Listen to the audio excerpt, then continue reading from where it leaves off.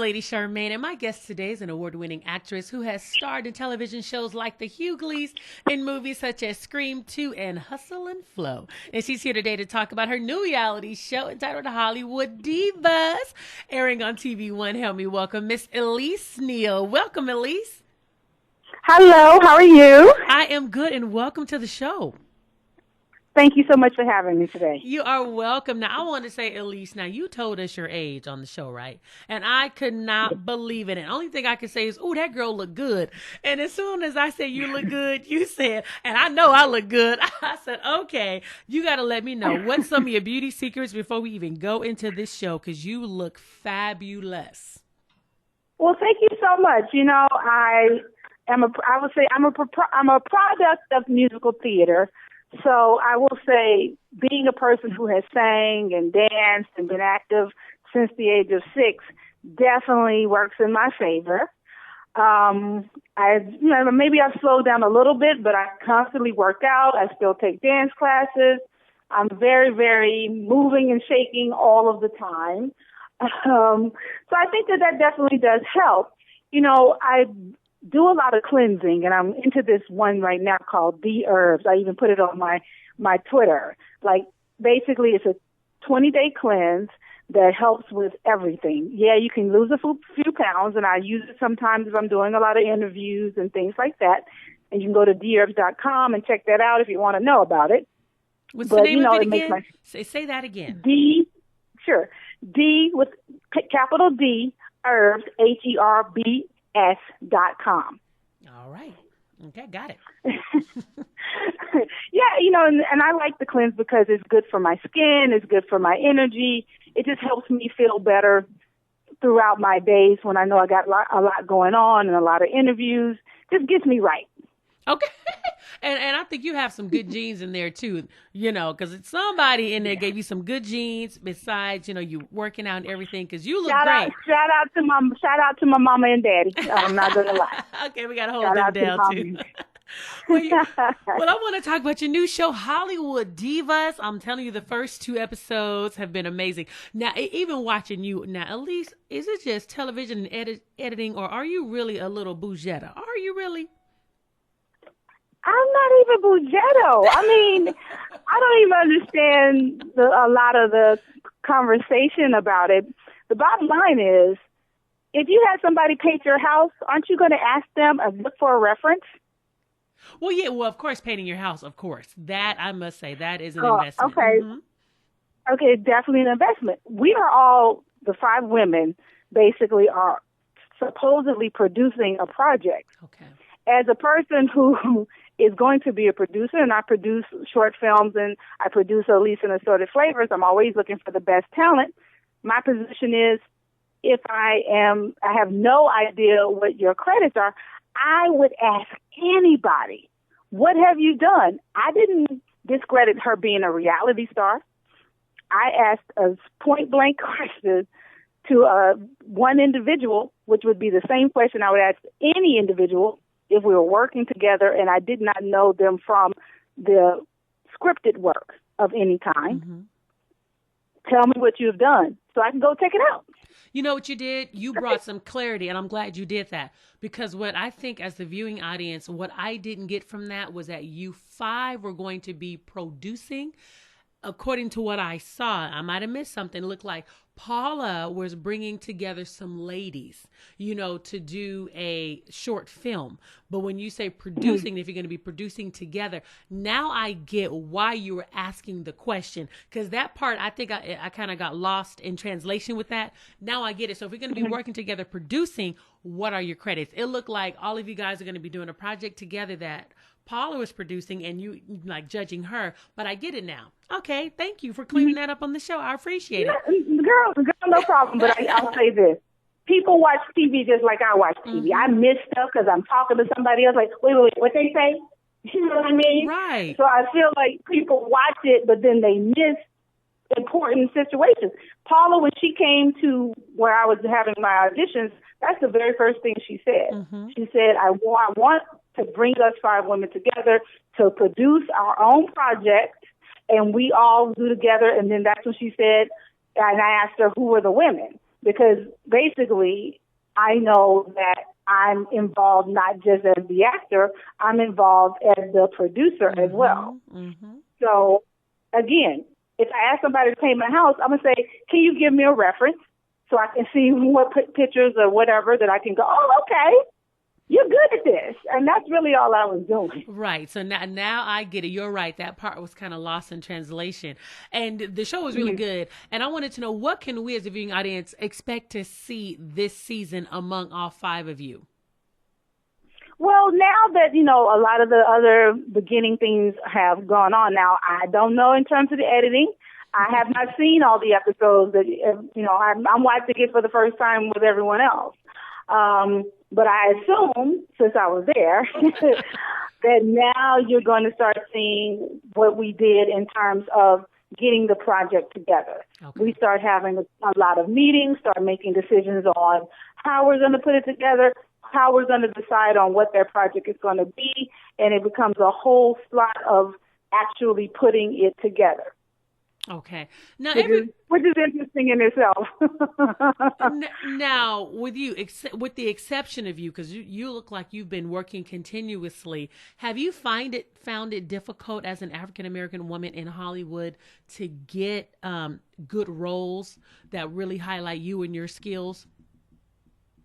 Well, listen, I think as women in general, it's difficult to get great roles that aren't just, and I always call it, in the kitchen with the apron on roles. Mm-hmm.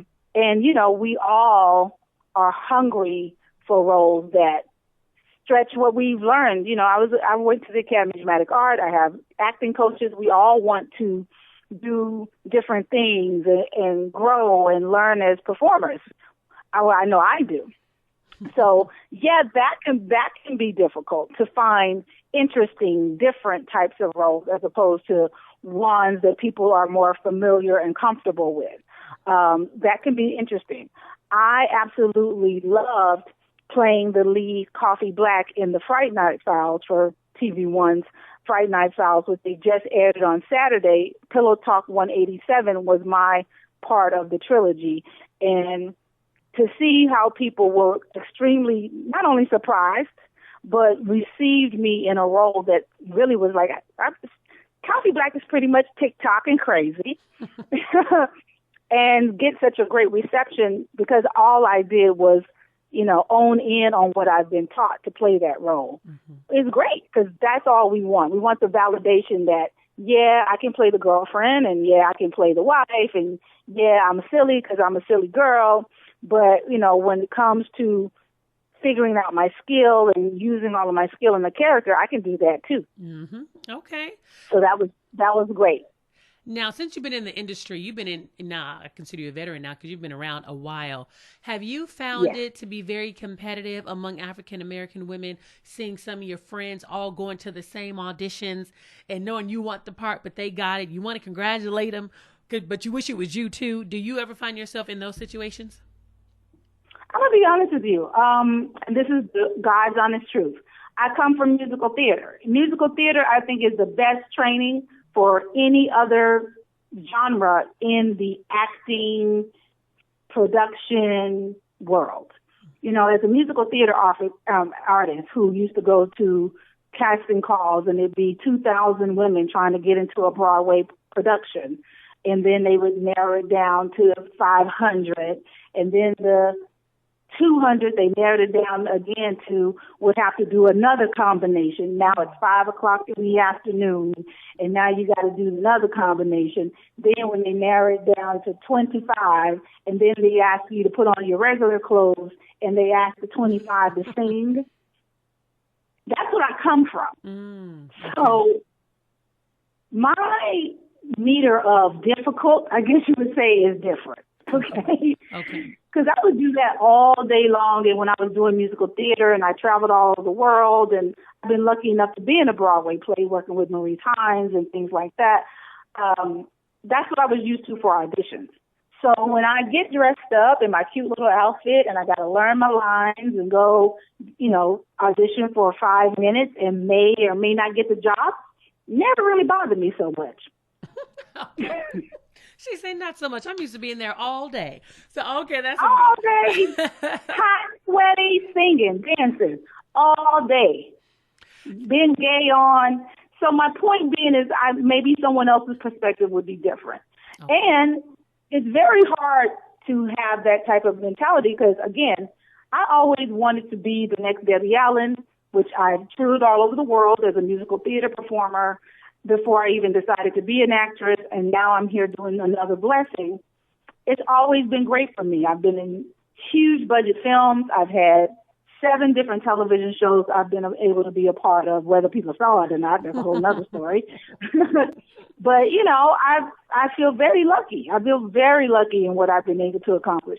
Of course, there's roles that I would like, but I'm used to seeing, I guess what I'm saying is I'm used to seeing, you know, 500 or more women for one role. Mm-hmm. So seeing 2 or 3 of the same people that I see all the time, I've never been that petty. That's good. That's good. Oh, well, I'm glad you cleared that up too, because I was curious. So you come from a whole different world of competing with 1,000 people. So, girl, you 3, you don't even bother me. That's good. Hey, girl, how you doing? I like your shoes. Let me go do mine. You go do yours, and good luck. Okay. Now, on the show, you mentioned your dance group, Assorted Flavors, and you also mentioned that the Pussycat Dolls was based off of your group. Can you kind of tell us that story? I was really surprised. That was my first time hearing that. Okay, yeah, no problem. I feel like, you know, I'm not one I didn't make a court case or anything like that, so obviously a lot of people don't know about it. And I do know that, you know, a lot of people may think that that's false. And I'll even say, Robin Anton, I saw she put out a tweet because she heard something about it or whatever. And maybe she doesn't know. But at the end of the day, I know. You know what I mean? At the end of the day, I know the timing, and maybe even Robin does not know that early in the Pussycat Dolls' career, we were working with the same entertainment company. Me and the Pussycat Dolls were under the same entertainment company umbrella. And they were this is when they were working at the Roxy and doing a lot of rock music, and that was their lane. And I was working with this company who helped me put together the first Elise and Assorted Flavors show at Hollywood and Highland. And I kept it just because I figured one day, who knows, somebody might talk about it, the ledger of people who came. The company, and I'm trying not to say their name, the company invited, obviously, people from their roster of talent as well to come to the Hollywood and Highland show. I definitely know it was members of the Pussycat Dolls early in the Pussycat Dolls career who were at my show. And the next thing I know, cut to 3 months after the Elise and Assorted Flavors group did Don't Ya, because we did it first on my show that was on Hollywood and Highland. That was our opening number. And put a whole spin on it, because that song was a Puerto Rican girl song at the beginning. That was just a song that my hairdresser at the time loved in the gay clubs. He let me hear it when he was doing my hair. This was all true. Let me hear it when he was doing my hair. I said, that's it. That's a great song to open the show with. So we went and recorded it, put our, you know, fabulous R&B sexy spin on it. That was the first number that we performed. And again, I say, you know, maybe she doesn't know that all of that, because 3 months after that, I'm getting a call from my sister, like, I just heard that song on the radio. And I'm like, what? So I think someone in the production company that we were working with knew all about it, because obviously they work with me every day on my show. They knew what we were doing. And I feel like there was some type of inner circle trickery that happened at that time for them to even know that song, have that song on their radar. It was not on the radio. For that whole thing to happen is not a coincidence. I mean, it's just not. Wow. Well, I mean, that's a story. I had no idea, so I'm glad you were able to explain it, because I was trying to figure that out. I'm like, okay, what does she mean by that? So let me ask her. So I'm glad you were able to explain it. And Girl, I explain everything in my life. Everything I do is through truth. Everything I do is not for show. I have everything I do. I've been in a lot of different medias, and if somebody asked me, I will tell you how it went. I know that's right. Now, you and Paula, you both worked together on Hustle and Flow. Did you both realize that that movie was going to be such a big hit while you were shooting it? You know what? I didn't. But when we started to, I think we had a table read, and I was like, this is so good, because so much of the meat of that script was there on the page. And when you have such a great script already on the page, and I know who I'm working with, it's like, oh my God, you know it's going to be amazing. You just know. and it was. Now, Elise, if people wanted to follow you on social media, are you on Instagram? I know you mentioned Twitter. Are you on Facebook? Can you give us all of your addresses? Absolutely. I am on Twitter at The Real Neal E, and also on Instagram, The Real Neal E. That's easy. The Real Neal E. And what other projects are you working on? And we know you have Hollywood Divas, which is out right now. What else are you working on? Well, thank you for asking. You know, Fright Night Files is going to repeat for all of the fabulous Halloween lovers on Halloween on TV One. So I think that's going to be a lot of fun. I probably just have a couple of people over, and we rewatch it together for Halloween. So that'll be fun. And I'm in the Aaliyah biopic, which comes out in November. Are you? So, yes, I am. Now, who are you playing? I'm playing the great Gladys Knight in the Aaliyah biopic. Are you? Okay, that's good to know. I am. Okay, good to know. Okay. And what else you got going on? Well, that and a whole lot of sleep by the end of this year. I was just telling somebody, I'm exhausted. It's been an amazing year. You know, we've been doing a lot of the projects. And, you know, the Hollywood Divas was great to do. And we did that for a few months. And then right after that, you know, it was all about the other projects that I was getting ready to do. Aaliyah and Friday Night Files. And, you know, we have other up-and-coming pending things going on. So I just know that, you know, Hollywood always shuts down around November 10th. I'm just counting down the days for November 10th. I look forward to, like, you know, just getting a break and there'll be nothing going on and nothing else is happening. See, now you're one of the blessed ones, because you know how many people are crying because November 10th is coming, because they know they need the work to get them through the holiday season for finances. And you're thanking God it's shutting down. See, you are a working actress who is thanking God when so many people wish they were in your shoes. That's a blessing.